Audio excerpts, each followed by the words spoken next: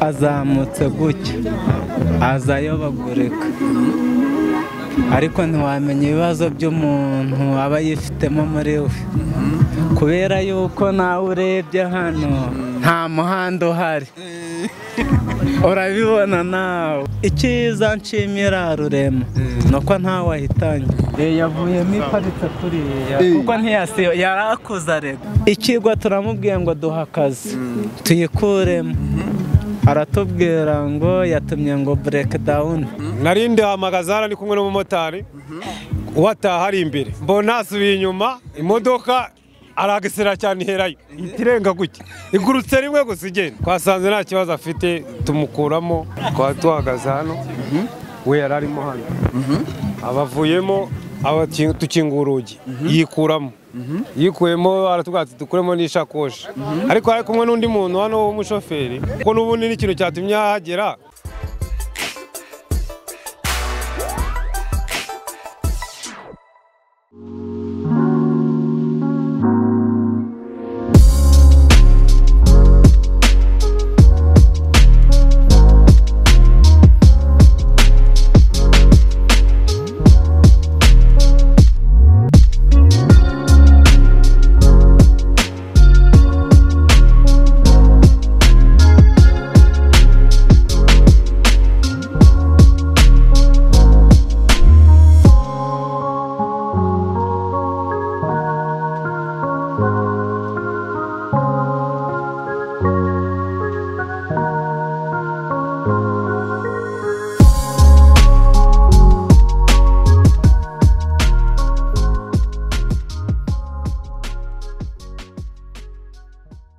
Nizere kumeze neza cyane nta kibazo na kimwe gihari natwe nuko nguko ni Big Town TV Ndarben yosaba kuri kamera ndi kumwe na Kibro niwe uri kumfasha twatemberaga ni muri kakazi kacu gasanzwe kugira ngo tubahe amakuru amwe musanzwe muna kuri Big Town TV umunsi ku munsi nicyo tuba dukora mu mihanda ya Kigali tugenda dutembera ariko tuje kugera dutya dusanga ahantu habaye impanuka y'imodoka nago turamenya icyayiteye cyangwa tumenye ibyo yaba yangije cyangwa ibyo yaba yahitanye cyangwa nimba hari aba wayiguyemo ndi kwerekeza imodoka yaguye ni impanuka niho yabereye ariko ndi hano ndi kumwe ndibona hari abantu benshi birashoboka ko hari impanuka yatangiye turagenda tuganira nabo twumve umusaza bimeze bitese ni sawa meze neza ni neza urakomeye ndakomeye rwose ariko uri umushoferi nawe oya nshobora kuba narigeze gutwara ikinyabiziga runaka gito ariko nteganya kuzatwara ikindi gikaze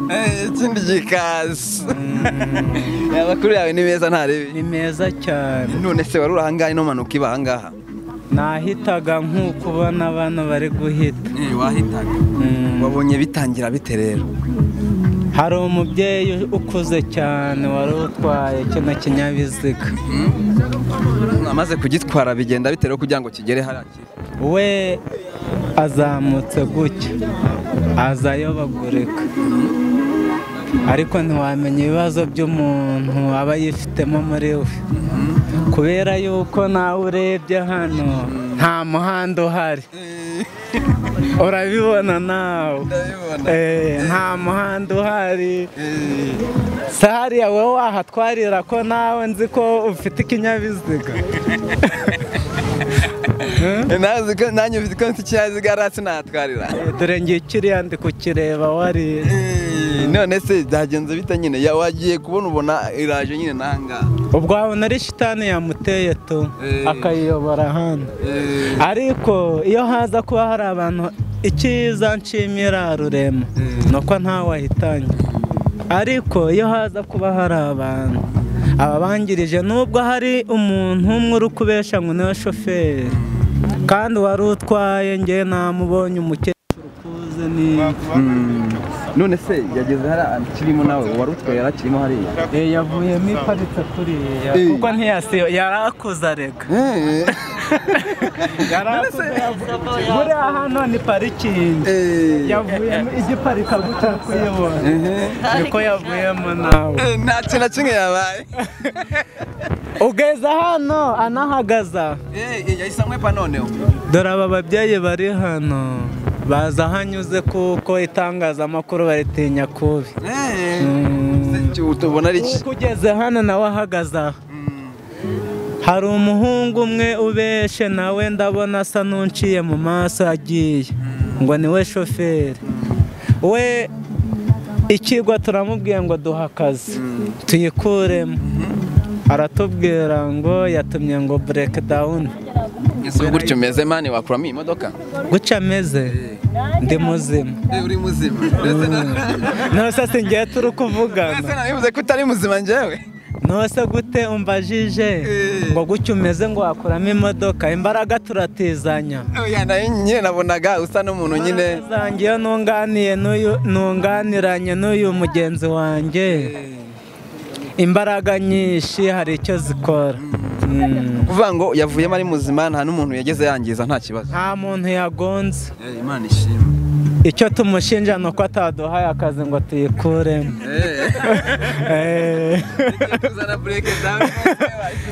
bureke dawuni ngewe namubwiye nti n'ubundi ishobora kubikoreshwa n'abazungu kandi abazungu twarabanze natwe turishoboye bajye baduha akazi tujye tubiteruramo nta birenze ariko wabaye mu bazungu wabaye mu bazungu bro oya sinabaye mu bazungu ariko mpura nabo arakongereza warakuye ku bazungu wabuze cyangwa Faransa aho byasaba ngo tujye mu cyumba cy'ibanga kubera yuko hano simba nshaka kubwira ngo bamenye ururimi mvuga usuka ikinyarwanda ndaruhora kuko nibwo kavukire ahubwo muririmbire gato nta kibazo u Rwanda kavukire u Rwanda kavukire gasabo gakondo Kigali nyirizina ngende kanyarwanda Rwanda ndarumeta ndarukunda cyane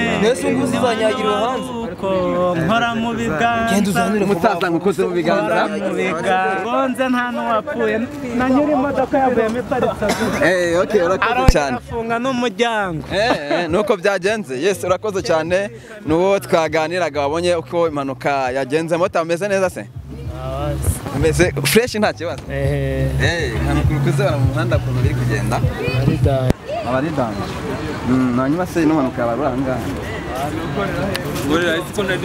nawe ugeze hano ubungubu reba kuriya imodoka imeze reba kuntu yataye umuhanda bya danje uriya muntu wari uyitwaye wakeka yari afite ibibazo ku buryo imodoka igana hariya reba umuhanda ahantu uri reba imodoka ahantu yagana simwabashije kuvugana nawe umushoferi se wari uyitwaye twavuganye bambwiye ngo yari umudamu ariko yahise yigendera wasanga yenda hari ikintu yikanze cyangwa se yenda n'imodoka yamunaniye ariko Imana ishimwe ko ntawapfuye tu biragoranye kubibona se wamenya n'ahantu ubuse yayerekezaga he nanjye sinzi buriya tu niba yazamukaga niba yamanukaga ntabwo ariko nta muntu yigeze agonga ikiganiro yagonze nabo ubwe yavuyemo ngo ari muzima yagenye kabisa ntihatari impanuka mu muhanda nyine biba byabaye ibibazo iyo nta muntu ihitanye nuko nyine biba byabaye Mota urakoze cyane nkwifurije kutazahura n'impanuka nimwe Imana ibarinde nawe Imana ibikurinde mbibona neza impanuka yabereye ntabwo tubashije kubona uwari uyitwaye kugira ngo tuganire ariko abo twaganiriye batubwiye uko impanuka yavuyemo ari muzima uhageze yari ahari yitwaye cyangwa se uwo yabasanze ku ruhande impanuka yagenze ariko nta kintu na kimwe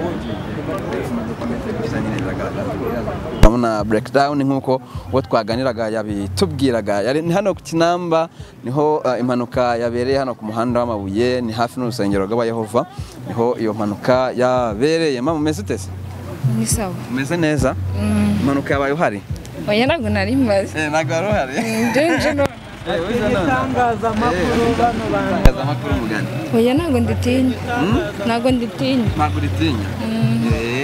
ugeze impanuka yabaye uhari oya nibwo nyagera nakubwiye ahantu no mu yerekezaga nje mbaza nk'uko namwe muri kubaza nangeze ngo wari uhari oya ntabwo nari maze urakoze cyane ntari yes ngira ngo mwabibonye imodoka yo iracyari nzima nk'uko mubibona nandi kuvuga nti birazana breakdown kugira bayikuremo ariko turi kwibaza uko tubibona kuko batubwiye ko ari umumama wari uyitwaye, nimba ari feri yacitse, nimba ari ikindi kibazo ntabwo twagerageje kumubona cyangwa se ntabwo byakunze ko tumubona kugira ngo tube twaganira nawe kugira ngo bigende neza. Gusa batubwiye yuko harimo imizigo ngo bayikuyemo bayijyanye kandi bayikuyemo imeze itya. Byumvikane neza rero ko umuntu wari witwaye ntacyo yabaye, nta n'ikindi cyangiritse. Umuryango bafunguye n'uyu nguyu ndabona ufunze, yawuborotse ugeze hano.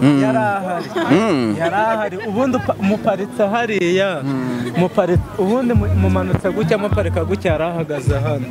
Umukecuru ufite plante ukuntu ni natirere uti ni natirere ariko zirimo imvi, yes, ngira ngo muri kubireba, ngira ngo mbavuze mu Kinyarwanda, uvuze mu Kinyarwanda, yes, ngira ngo muri kubireba. Byari kuba byiza tubonye no mudamu akatubwira niba ari feri zacitse cyangwa akatubwira ikibazo imodoka yari ifite. Wari yitwaye ariko si we, yari itwawe n'uwo undi kukubwira, uwo mubyeyi ukuze. Okay, ufite plante ngira ngo turacyari ku modoka, ntago twari twahava, turi kureba uko gahunda zimeze, ariko ndabona njyewe imodoka ikiri nzima kandi n'uwari yitwaye bambwiye ko akiri muzima. Kangerageza kumanuka ndebe uko gahunda zimeze.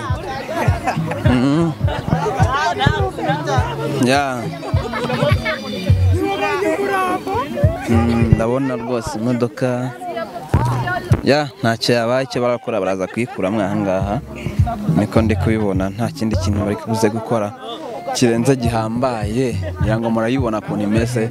Yaguye mu mukingo ariko amahire nkuko twakomeje kubibabwira nta muntu n'umwe wayiguyemo, byari birimo babikuyemo neza amahoro, nta kibazo na kimwe cyabayemo, nta muntu witabye Imana, yaba uwo bagonze cyangwa wari uyitwaye, nta kibazo cyabayemo. Yes, nari Albert Niyonsaba, ni Big Town TV, nandi kumwe na Kibro kuri kamera, niwe ari kumfasha kugira ngo ino nkuru tuyibagezeho. Umusaza bimeze bite se? Iyi mpanuka rero uko byagenze, iyi mpanuka yari ni umugore wari uvuye la kigo igicupa cyane nanjye ndi umusinzi, ubizi gute?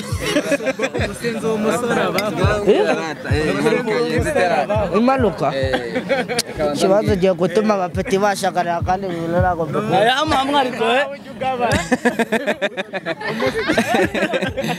yes, karaburanye mese neza se? Imodoka yaguye uri aha ngaha se? Oya, ntabwo nari mpanje nona. Ntabwo wari uhari? Okay.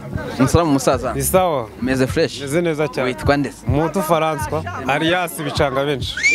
Mutu François, alias Bicanga benshi. Niyo mazina y'ababyeyi? muri karitsiye zimaze imyaka 12. None se impanuka y'imodoka yabaye aha ngaha yabaye uhari? Nari mari igwa hano. Narinde hamagazara ni kumwe n'umumotari. Wataha ari imbere. Ubona nawe biramucanze. Mbona asubiye inyuma, imodoka aragesera cyane iherayo. Itirenga gutya. Igurutse rimwe gusa igenda. Turavuze ati reka tujye kureba dutabare, turebe ko yabarokotse. Bango bagiye kubona arashituye igwa hari ya ni kuriye. Muhageze muje gutabara se mwasanze ameza atewe? Twasanze nta kibazo afite, tumukuramo na telefone ze tuzikura. Ikibazo na kimwe yagize, nta kintu cyari mu modoka cyangiritse? Nta cyangiritse ntacyo. Nta n'umuntu yaba yagonze? Ntacyo usibye kano kago akubise kago hasi. Nta kindi cyangiritse. Nta kindi. Ariya uze wagerageje kumenya impamvu bakwita Bicanga benshi? Bicanga benshi. Impamvu nuko basanze buri wese bimucanga bitewe n'imijyo wahuye nabyo. Izina se ubundi bisanzwe bijya bigucanga? Birancanga cyane. Birancanga rimwe na rimwe, bikancanga ariko nkabyihanganira kubera Imana. Ni gute bigucanga ubwo? Ni kwa kuntu ubura n'inyatsi ukabura amafaranga, cyangwa ukaba wahuye n'uburwayi nta n'ikintu uriho ugasanga biragucanze. Ufite umugore se ubundi? Wanjye ni umusiribateri, mfite 31. Ni umusiribateri. 31 uri umusiribateri, ntabwo urakura cyane? Ntabwo ndakura. Uyu mudamu se yarasanzwe atuye muri izi karitsiye cyangwa ni umugenzi wagenda? Atuye hano imbere n'uwacu turamuzi. Atuye aha ngaha? Atuye hano. Ni ukuvuga ngo ari mu rugo nta kibazo na kimwe? Ari mu rugo nta kibazo. nose Bicangabe wambwiye ngo mwamukuyemo ni mwamugurukijemo cyangwa mwafunguye avamo twafunguye tumukuramo ariko nabwo yikuyemo urebye yikuyemo ko yabashaka kugenda nta kibazo ahuye nacyo nunyereke uruhande yari arimo ukuntu mwamukuyemo ducanga nta kibazo ko Bicangabe karame mu buzima busanzwe ukora iki ngende umutekinisiye umutekinisiye w'iki n'umutekinisiye mu bintu bijyanye n'umuriro cyangwa ibindi bibonetse nabyo nkabikora ni ukuvuga ngo imodoka yaguhitanye ireba hanyuma mwebwe mwahagaze mujya kumukuramo twaba tuhagaze hano we yari arimo hano abavuyemo tukingura urugi yikuramo yikuyemo aratubwira ati dukuremo n'ishakoshi ariko ari kumwe n'undi muntu hano w'umushoferi wari urimo kumwigisha bari babiri wari kumwigisha umugore bivuze ko atazi imodoka neza ntabwo yari ayizi neza kuko n'ubundi n'ikintu cyatumye ahagera ni uko yakandagiye gesirateri cyane akayiheza ikaguruka nicyo cyabiteye nuko bamukuyemo umuntu aragiye nta kibazo na kimwe gihari nta kibazo afite na kimwe natwe tw'ibyo byatumye dushima Imana kuko natwe twahise tuba hafi turamutabara turavuga ati ni umuturanyi kandi yaba atari umuturanyi reka turebe ukuntu bimeze sawa Bicangabe urakoze cyane n'uwo bari kumwe nawe nta kibazo yagize bose bavuyemo amahoro nta kibazo urakoze cyane Bicangabe sawa nawe by'ukuri ubutabazi ni ikintu cyiza cyane ubutabazi ni bwiza ko turi ubumwe tugomba gutabarana urakoze cyane sawa ujye usenga neza cyane nawe bidacanga cyane no gusenga musaza no gusenga cyane